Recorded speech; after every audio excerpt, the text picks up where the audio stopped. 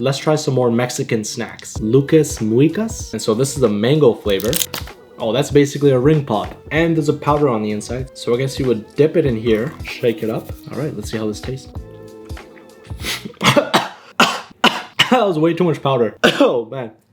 I like mango. It's a little bit spicy. I don't know, it's kind of reminding me of vomit, like that powder itself. It's not the greatest, but at the same time, I like the mango flavor. So it's a battle in my mouth. Okay, I'm giving the mango lollipop 8.1 out of 10, but the powder is a 1.7 out of 10. Pito cream. So it looks like a rolled up biscuit with a chocolate filling on the inside. It actually reminds me of Sticko, which is a popular chocolate stick snack from the Philippines. 7.8 out of 10. Swinklote. Okay, this just looks like a giant straw, and it seems to have a filling on the inside.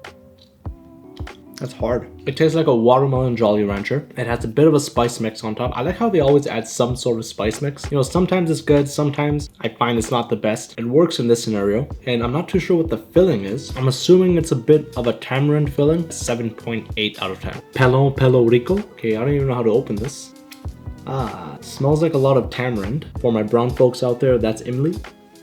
It's basically candied tamarind. A tiny bit of spice in that. I don't know what it is, but it's a bit sweet. It's a bit tart, a little bit spicy. It's nothing crazy. It's whatever. I'd give this a 6.8 out of 10.